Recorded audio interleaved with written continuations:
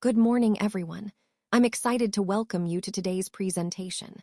We're going to explore an interesting topic, journal and specimen in accounting.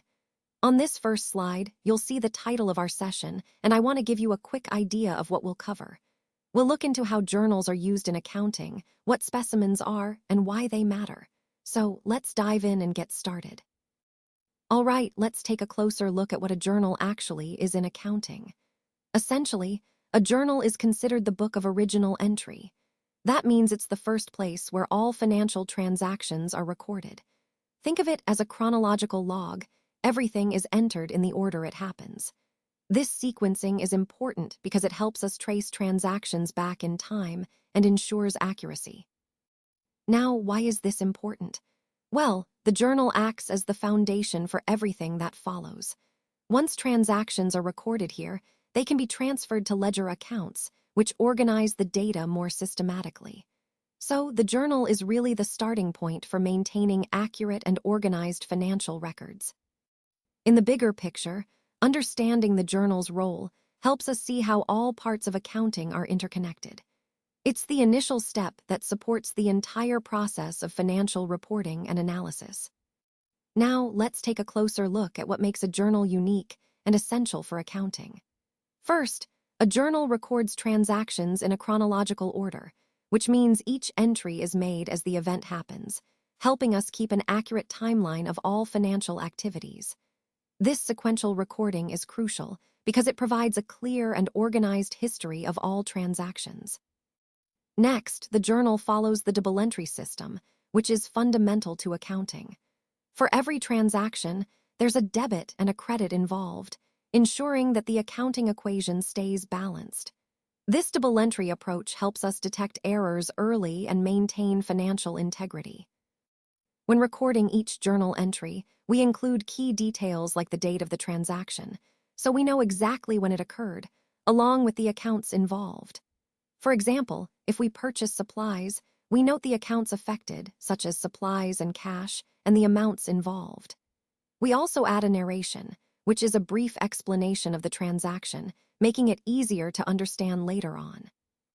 Finally, the journal isn't just a standalone record. It serves as the foundation for posting transactions into the ledger, which is where we organize and summarize our financial data more systematically.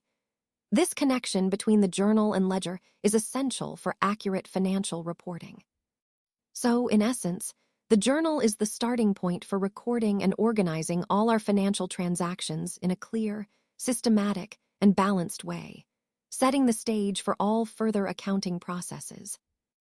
Now, let's take a closer look at an example of a journal entry to understand how transactions are recorded. On this slide, we have a simple entry where cash is introduced into the business. Notice the date, 1062025, which tells us when this transaction took place. The particulars column shows cash AC doctor.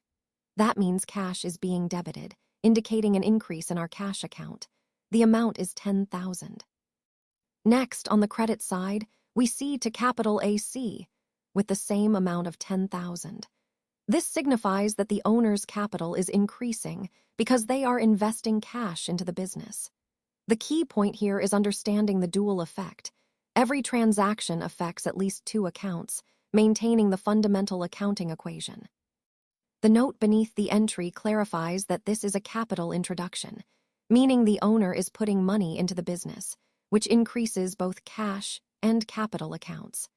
This example highlights the importance of properly recording the source of funds and the corresponding account adjustments.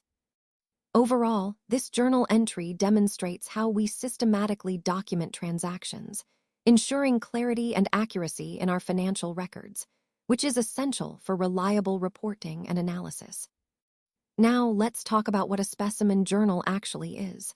Essentially, it's a sample format or layout that shows us how journal entries are recorded. Think of it as a template that helps ensure consistency and clarity when documenting transactions. This format is really important because it demonstrates how transactions are structured and written in accounting. It's like a blueprint that guides accountants on how to properly record each entry so everything aligns correctly. By understanding what a specimen journal looks like, we get a clearer picture of how the entire accounting process flows. It highlights the key elements of journal entries, like dates, accounts, and amounts, and how they all come together in an organized way. In the bigger picture, knowing this helps us appreciate the importance of standardization in accounting. It ensures accuracy and makes it easier to review and understand financial records later on. So, a specimen journal isn't just about formatting. It's about laying a solid foundation for accurate and consistent bookkeeping. Now, let's take a closer look at the characteristics of a specimen journal. First, you'll notice that it has specific columns: date, particulars, ledger folio, debit, and credit. These columns help us organize each transaction clearly and systematically. Next, you'll see that credit entries are indented. This indentation is more than just a visual cue. It helps us quickly distinguish between debits and credits, making the journal easier to read and interpret. It's also important to point out that each transaction in the journal is accompanied by narration. This means we record a brief explanation or description of what the transaction is about, which adds context and clarity when reviewing the entries later. And finally, all these features follow standard accounting rules. This consistency ensures accuracy and reliability in our financial records, which is essential for maintaining the integrity of the accounting process. Together, these characteristics help us maintain a clear, organized, and professional record of all financial transactions, supporting the overall goal of accurate financial reporting. Now, let's wrap things up by looking at the summary. First, we have the journal itself, which is essentially the book of original accounting entries. This is where every financial transaction is recorded initially, serving as the foundational record of all business activities. It's organized in a chronological manner, meaning entries are logged in the order they occur, which helps us trace the sequence of events easily. Additionally, the journal follows the double entry system, ensuring that every debit has a corresponding credit, maintaining the balance and accuracy of our financial data. Think of it as a narration of the business's financial story, step by step. Moving on, the specimen journal gives us a practical example of what this looks like in reality. It shows a standardized, tabular format that makes entries clear and consistent. The layout is rule-based, meaning everyone follows the same structure, which helps in maintaining accuracy and ease of understanding. By seeing this sample, you can appreciate how the journal functions as a reliable and systematic record-keeping tool, tying together all the concepts we've discussed throughout this presentation. Ultimately, these elements, the journal and its specimen, are key to understanding how financial information is captured accurately and systematically from the very beginning. They form the backbone of sound accounting practices, supporting transparency and accountability in financial reporting.